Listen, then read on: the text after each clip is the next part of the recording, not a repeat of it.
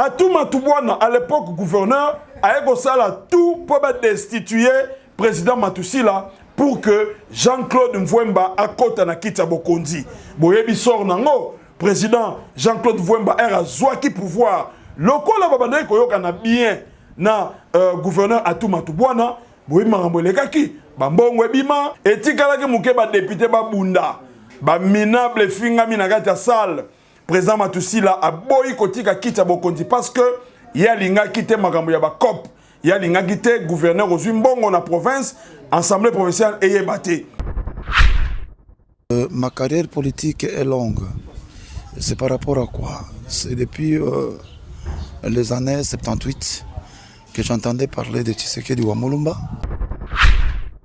Marché moderne, Maman Djouz Yambombo, à Salé-Labisso, la seule femme gouverneur, aujourd'hui elle est vivante, à Tonga marché moderne, Lelo Yoti Lelo Eza. Inachevé, mais Mbongo et Bima na province. Alors, n'engeni ba bimsara Mbongo na ba province pour que biso population to bénéficie de côté. Parce que sincèrement, au Congo, qu'on se le dise, nous n'avons pas 3 ou 4 politiques comme Tshisekedi Wamulumba. Voilà, YouTube et son sous ce lengi. Binonyo son mot s'abonner. Afrique, Europe, Amérique, Océanie, partout mon kilimobimba. Mass Info TV avec idéologie, Toms Massivi, par le bi à côté et zaté. Bon s'abonner toujours car de toebi. Paix sa confiance. Et certain, Banami Kili, partout dans le monde. Boya vous s'abonner. Na Mass TV, chez Tom Massivi. Partout à travers le monde. Bon s'abonner, bon liker. Bon aimer, parce qu'il y a des débats. Ma seule vérité, ma seule locuta est saté. Boya, boya, boya, boya, Congo mobima football, bima pour s'abonner. Voilà, merci beaucoup, Ndeko Balandi. Il y a Mass Info TV, Boyebi, toujours Nengebou, Landarabiso chaque fois, à travers le monde. Les lots, Elibino, Masolo, Oero concerné Biso, na Kati. Il y a province Nabiso, il y a Congo central. Il y a Momoni Lelo, na Bengibino, tout, Bana Poto, États-Unis, partout à travers le monde. Grâce, il y a Dominique Moulumba Kankou, Oyo, à Biso Caméra. Puis grâce, il y a Whisky Ushia, pour na Oetali réalisation, il y a émission Nabiso à Lelo, pour que vous comprendre que biso tozaliona pour défendre l'intérêt général. Alors, dans l'émission de biso lelo tokosala qui fanatisme était. Nazoko rappeler bino toujours pourquoi parce que na séjour na biso na province ya Congo central tokutanaki na ba kondia ndenge na ndenge ezala ba député na biso oyo tofota ezala pe ba ministre ezala pe gouverneur ezala maire de la ville. Tokutanaki pourquoi parce que au moni biso tozo relaxa bino ba réalité oyo bino bozo mona na musika oyo bino bozo landa na ba réseaux sociaux kasi biso tozo sala effort ya kokutanaka na batuana ba concerné pour total sabino makambo ezoleka. Province ya Congo central apparemment balingité gouverneur na présent assemblée ba sololaka. Bango balingi kaka faut basala kaka couteau tiré. Donc à couteau tiré c'est-à-dire ba bendanaka ce qui décision et outil na gouvernement provincial, assemblée provinciale faut battre les mélango. Ce qui gouverneur linga ça la projet moi pour intérêt général, faut que non na assemblée provinciale ba valider pour que misala et salama. Nyonso wana effréné développement na biso ya Congo central. À titre de rappel, nazo tali sabino que na émission na biso alelo boko yoka oyo na ko rappeler bino comment est-ce que comportement to ndenge nini ba gouverneur o baleka bazalaki ko bendana na ba présent ya assemblée. Et puis kaka na émission lelo tokolanda intégralité ya interview oyo honorable Victor Mpaka apesa kibiso na domicile na ye na résidence na ye na terrain SMDC kuna na Kinkanda toza la ville à Matadi atali sibiso parcours na ye depuis abanda politique na leloyo ndako ekomi batuko ya pamba ndako ekomi na ba visite ya kosakana te boyebi ke azali moko o idepes eponaki kasi na kati ya parti malgré ba problème batiaki toujours na po akumbela masolo bande konangai bana ya poto o bozo na biso na pesi d'abord mbote na Patrick Mananga depuis États-Unis d'Amérique o ya mesana kolanda biso vraiment na ndenge moko ya kosakana te sans oublier ya Dede Mabiala na France, na Paris, Jacques Manitou na France, na Paris toujours, et puis Maman Jackie. Alors, qu'est-ce qui se passe au Congo central? Bah, détracteurs, oh, tu as détracteurs, hein? Bah, semeur de troubles, bah, on va lukaka, qu'on crée bah problème, pour bah, on va profiter bah régner. Parce que bon, koyoka, moi bah nous ebimaki na masolo, entre honorable Omega Mbadou na assemblée provinciale, honorable Bilintunga na assemblée provinciale, bah validaki bango pour que bah tika kitwana ya bureau pour que bazonga bah député provincial. Alors bandeko, qui des relations entre le président Papi Mantezolo na gouverneur Grace Bilolo nazoko tali sabino sikoyo. Na période il y a gouverneur Jacques Mbadou de res mémoire, boyebi que bazalaki ko bendana na assemblée provinciale. Azalaki obligé ya ko kanga même assemblée provinciale wana. Pourquoi azaki décision ya ko kanga assemblée provinciale? Bien, c'est parce que ba député ba bana ko tchaka mal à l'aise. Boyebi seri wana ba turbulence ezalaki à l'époque, paix à son âme, honorable président Léonard Timba Nzungila. Donc, alors, le feu Jacques Mbadou, si tout ancien gouverneur à salarié politique, il n'a lui bon, n'a kanga assemblée provinciale, mais il y a une présence assemblée, en bon terme. Donc, na période où on a député, Bazangaki Moussala. Moussala bango zalaka, siège en assemblée pour pesa biso, oyo esengeli, pour na biso province na biso et kende liboso. Na kobenda na wana, yango esalaki que assemblée provinciale et kangamaki. Et Kokangama Assemblée provinciale, Jacques Mbadou, si tu d'heureuse mémoire, a gagné qui? Soit tu a gagné parce que Yende Mouta Longaki, ko gagné, malgré Bavandi Sagi Bango et comme Kinzondi, Hermobaïna Kinshasa, Hermobaïna Boéboété. Kasi, a joué qui décision, il y a Kokanga Assemblée provinciale, il y a Congo central, si vous vous rappelez. Dans la période, il y a président Timbanzungi, il a été président de l'Assemblée provinciale, il y a président Matousila. Président Matousila, en fait, ayaki na logique. Logique na ezalaki nini? Logique na ezalaki que comme nyonso oyo gouverneur Arusala à l'époque gouverneur Atou Matoubwa Nankuluki, dont je salue, aujourd'hui, il est député provincial élu dans la circonscription électorale il y a Mbanzangungu. Président Matousila est commis na kiti ya Bokondi assemblée provinciale. Bazalaki ko bendana boyebi et comment ki ko swana division et kotaki dans l'assemblée provinciale. Oya benda singa, oya benda singa. So ki gouverneur alinga bimisa mbongo pa sala misala boy. Et ko en assemblée côté les melango. En fait, tu as comprendre que comme o esala maka na province, il faut qu'on associe assemblée provinciale.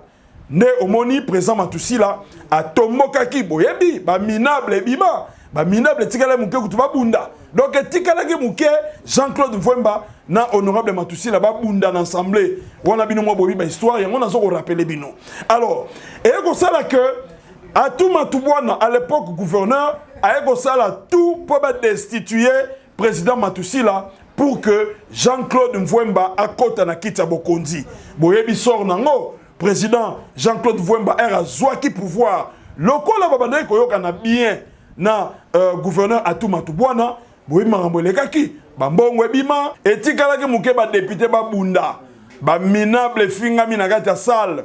Président Matousila a boyi kotika kita Bokondi parce que ya linga kite makambo ya ba cop, ya linga kite gouverneur ozwi mbongo na province, assemblée provinciale eyebate. Mais lokola Atou Matoubwana azalaki ko peser, basalaki tout ba kwesa président Matousila comme président de l'Assemblée provinciale, n'est tout le monde qui Jean-Claude Mvwemba et Kokota. Bokoti à Jean-Claude Mvwemba bande konanga ibino boyebi makambo leka. Alors, mariage wana salamaki entre Jean-Claude Mvwemba na Atou Matoubwana et ko sala ke ba conflit et ko bota makasi. Na kati ba conflit wana bande konanga to e ko connaître na mandat ya Atou Matoubwana Justin Lwemba, d'abord avant Justin Lwemba, après Bamama Mimi, Bamamte le Kakiwana, Théo Kotana, ministre intérieur à l'époque, Ezalaki, M. Matumpa, le loisir député national. M. Matumpa, honorable Matumpa, a eu ça intérim, moi quelques mois, Et après, Herba Ekosongi Samasolo, Tomonaki, Justin Luemba comme vice-gouverneur, avec la intérim, il y a Atou Matouba dans Koulouki. Bande Konangai, province Oyo, Tolingini na province Oyo. Province Oyo, et que Kimiate, pourquoi? Parce que, Ata Moutouazi pouvoir, Ata Bapesi, Moutoulangai, Nalobata, ingénieur d'Akin. Ingénieur d'Akin, Ata Yozi pouvoir, Yeba Kebato Bundisa Okaka. Ata honorable petit espoir, Bapesi Okita Bokontilelo Osala. Yeba ke banguna na yo ba ennemi ba kobima kaka. Alors bandeko, bon raisonner binomoko na niveau oyo tokosuka wapi na développement ya province na biso ya Congo central parce que mutu nyonso oyo bazoko tia na tête ya province, topé na tête ya assemblée provinciale et zo créer toujours ba problème. Jean-Claude Mvouemba Eraye, Yemoko a géré Justin Luemba na ba conflit, ti ba ko salisa élection kaka na mandat wana. Il y a Atou Matouboana, Oezaki Manda il y a 5 ans, je crois, et il y a Tokoma na l'ancien gouverneur Guibandou Ndungidi. Guibandou Eraye, pas travailler na Jean-Claude Mvouemba, mais cohésion pénale, ils ont vraiment malamouté parce que Boyebi, Hermoko, ba décision sous côté Souka, et il y a le gouverneur Alingi a s'endetter na combo ya province, na niveau ya banque, il faut une autorisation dans l'assemblée provinciale. Car c'est comme il y a bendana, boyokani ezalek susté. Nyonso wana banani bazo subir ango ezali bisoba ne Congo, bisoba na Congo central. Alors, chers amis téléspectateurs partout à travers le monde, nenge bozo olanda biso en direct na Mass Info Télévision, toye kolongwa na époque ya Gibandu, toye kolongwa na époque ya Tumatubwana, Basiswe Lemba, toye kolongwa nyonso wana lelo yo tozali na Grâce Bilolo Kwanga Manswangi. Grâce Bilolo aye. Élection et kosalama basali cohésion. Na cohésion ba kosala ba convaincre 26 députés mobimba pour que soit majorité dans l'Assemblée. Et puis lelo rien à dire. Président de l'Assemblée provinciale l'actuel Papi Mantezolo na gouverneur Grâce Bilolo masolo ezaki toko bazoko solo la bien batu balingité. Malgré bazoko solame batu balingité au juste bolingi nini. Donc bino bolingi to bendanaka province gouverneur na présent assemblée ba bendanaka baswanaka pour que bino bo profiter pour que Kinshasa e bandako lia mbongo parce que toyebi tangu makambo yindaka ba dekonabiso ba politicien so Congo central mingi ba yaka na Kinshasa parce que ba yebi ke Kinshasa yango neza solution ya makambo nyonso. Kinshasa ba politicien bazaliawa ba mentor ya ba parti politique mingi oyo ezali basé na province de Congo central ba mentor na bango to ba autorité morale baza awa na kati ya ville province ya Kinshasa parce que Kinshasa yango de ezali plaque tournante ya politique na biso ya Congo démocratique. Voilà mbongo ya province et comment akokotaka na ba problème et comment akokotaka na ba désordre et comment akokotaka na ba corruption et comment akokotaka na ba conflit parce que bango balingaka ce qui conflit ekoti na province pour bango balia pour bango ba sepela tant que biso province tozali komona clarté. Yango no moni biso na Info Mass Télévision toyaka pona ko expliquer bino bozala na vigilance. Vigilance wana et qu'on permettre biso de développer. Pourquoi? Parce que nul n'est prophète chez soi. Ce qui est là, biso tolobé les provinces de biso te nani a kolobé la sous province de biso ya Congo central. Ba oyo ba détracteur nyonso o bazo luka. Conflit entre président Mantezolo na gouverneur Grâce Bilolo botika nano basala totala. Ce qui manda na bango et simbi na ngote. Population bisone toko juger bango na misala lokola misala o balaki bisoke e ko salama lokola ba chantier boyi ba chantier ezali ebele ba chantier fongami ebele na province de biso ya Congo central mais tout ça ça demande de l'argent. Alors pourquoi vous ne voulez pas que cohésion ezala entre assemblée provinciale na exécutif provincial? Voilà pourquoi biso to bimi pona ko talisa bino que botika parce que nyonso wana bisone tozo subir.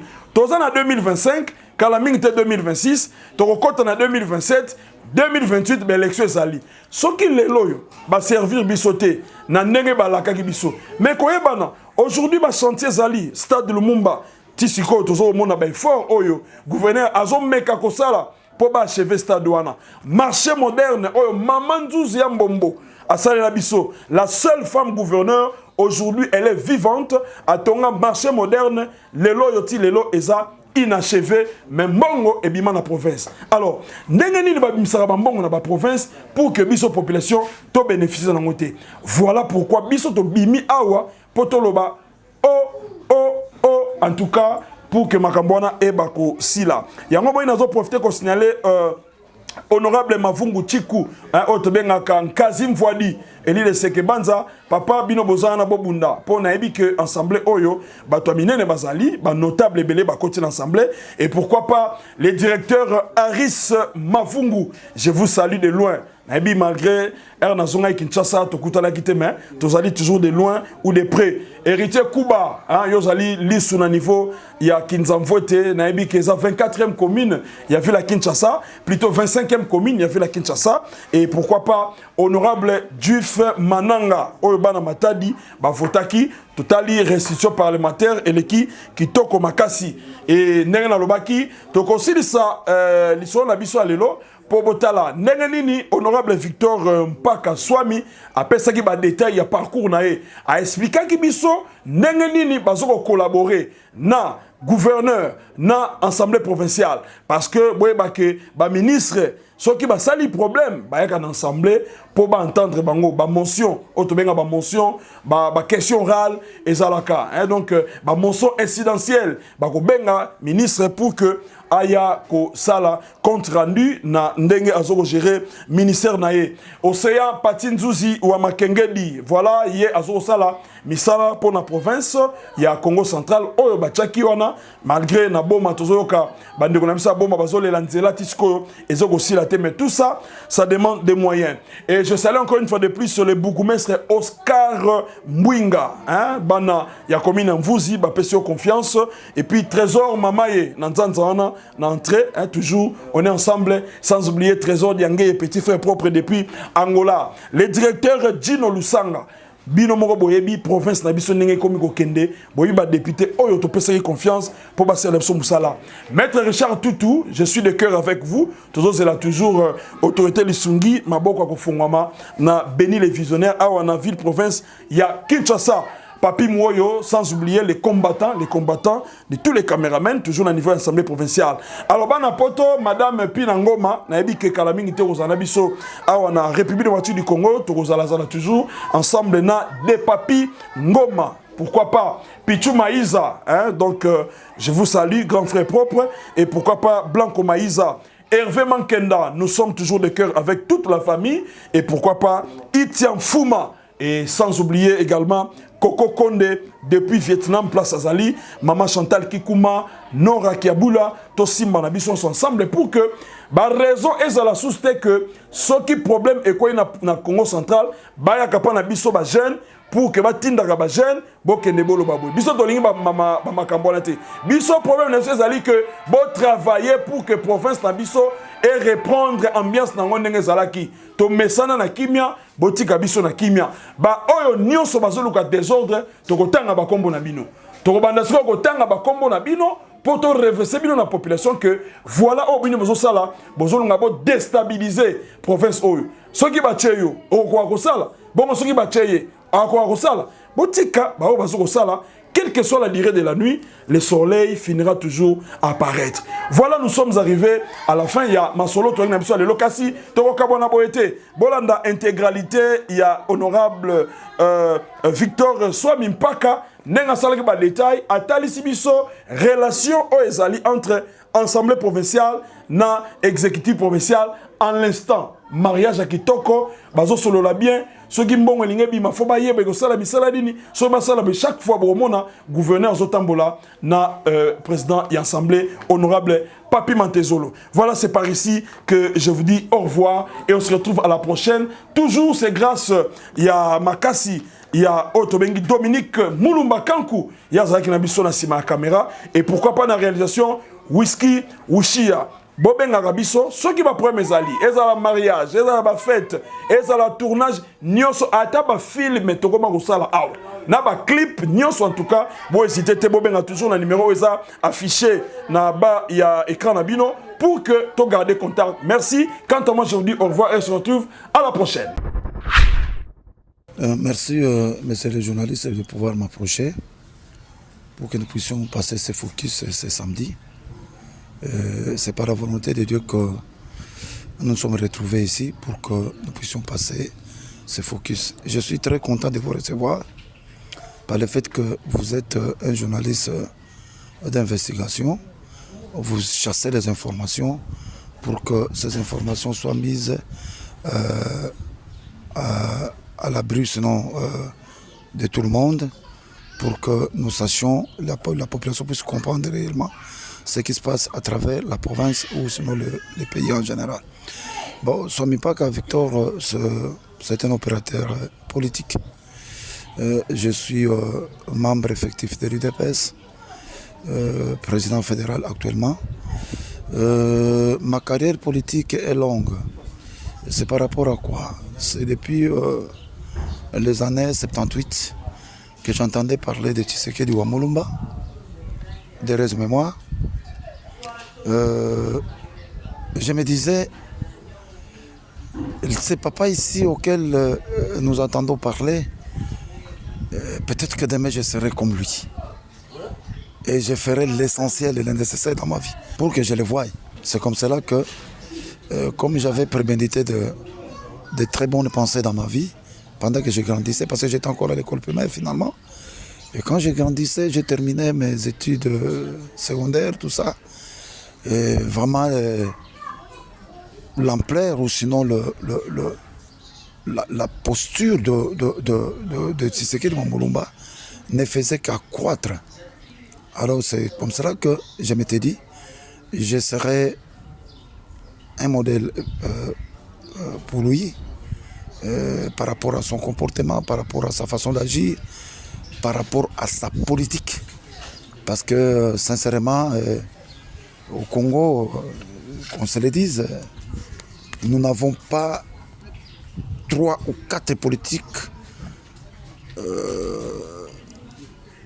comme Tshisekedi Wamulumba, parce qu'il fait un leader charismatique. Il ne parlait pas beaucoup, mais quand il parle, et vous sentez qu'il est dans les bains de vraies situations du Congo. Alors, Swamipaka, opérateur politique, actuellement, j'assume de grandes responsabilités au sein du parti, même pendant que le parti n'était pas encore au pouvoir, j'étais toujours là, je faisais mon travail. J'ai eu la chance aussi de rencontrer Tshisekedi Wamulumba, qui m'a béni par le fait que nous avions eu la chance de nous rencontrer 5 fois de suite. Lors de nos échanges, en tout cas, il sentait que j'étais dans les bons et il m'accordait encore cette chance pour pouvoir me dire que vous serez quelqu'un dans votre vie et comptez avec cette allure, comme je n'avais pas tergiversé. C'est ce qui fait ma grandeur aujourd'hui et nous sommes dans les bons. C'est pour la toute première fois que je suis dans les institutions du pays.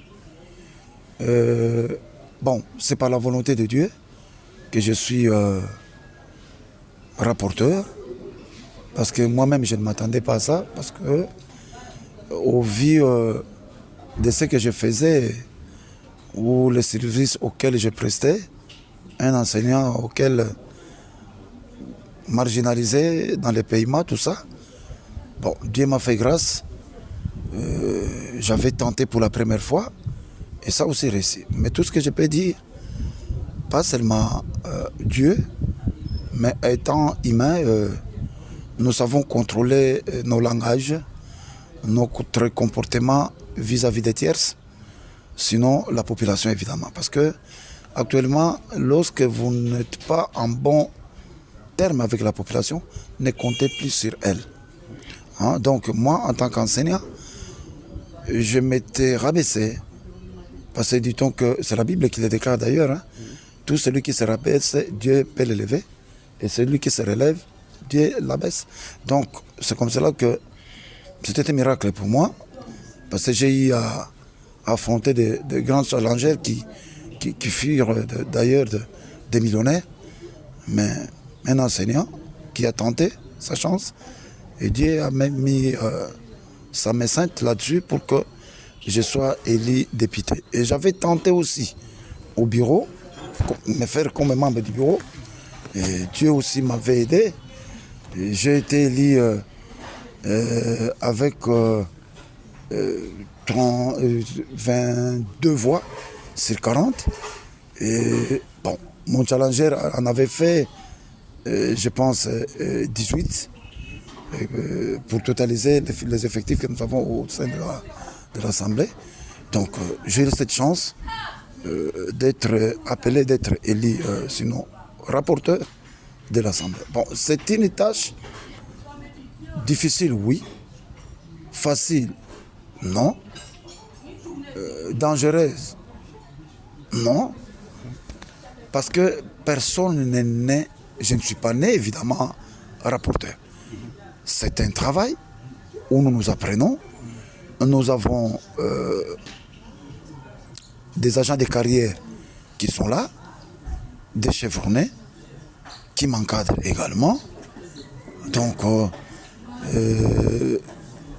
je suis né de nature humble, je ne suis pas orgueilleux. C'est comme ça que je m'approche souvent de tous ces gens-là qui ont vécu avant moi et qui sont devenus des vertébrés dans la matière législative. Ils sont en train de m'initier petit à petit et nous sommes en train d'aller aussi de l'avant. Donc vraiment, je salue en passant le président Matezole qui m'encadre également.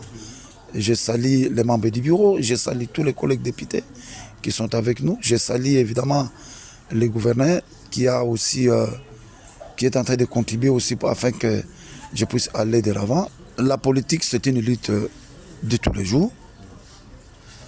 L'UDP, c'est un parti au pouvoir. Nous avons milité 37 ans durant et qu'aujourd'hui nous sommes au pouvoir. Et c'est d'ailleurs dans les objectifs d'un parti politique, conquérir le pouvoir, l'exercer et le garder le plus longtemps possible. Et donc, nous sommes dans l'exercice du pouvoir, nous sommes en train de mener des actions qui peuvent faire que, quel temps soit peu, que les combattants qui ont tant souffert avec nous puissent se retrouver. Je sais que Rome n'a pas été construit en un jour. Et nous sommes en train de lutter petit à petit au niveau de la province. Nous faisons quand même des efforts pour que le combattant puisse se retrouver. Et donc, je dirais, lorsque Jésus partageait le pain à des gens qui avaient faim, tous n'ont pas eu leur pain à la même heure. Il y avait des intervalles. Donc, nous sommes en train de lutter avec des relations, des bonnes relations que nous avons avec les gouverneurs.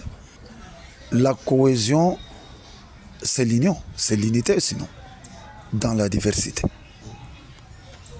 Au Congo central, d'abord, partant même de la formation de notre ticket, nous avions relevé certains défis. Nous nous sommes dit, nous devons nous réunir pour que la province puisse aller de l'avant. Et donc, la cohésion, nous n'en parlons plus aujourd'hui parce que les effets sont palpables sur le terrain. Donc, entre la première institution provinciale que nous représentons, donc l'Assemblée, et le gouvernement provincial, il n'y a pas match. Donc, nous travaillons en symbiose, ensemble, pour que la province puisse aller de l'avant. Parce que c'est ce que nous faisons une différence entre les législatures passées et notre législature aujourd'hui. C'est dans l'unité que nous allons construire, ou sinon reconstruire cette province. C'est dans l'unité que nous allons faire booster cette province.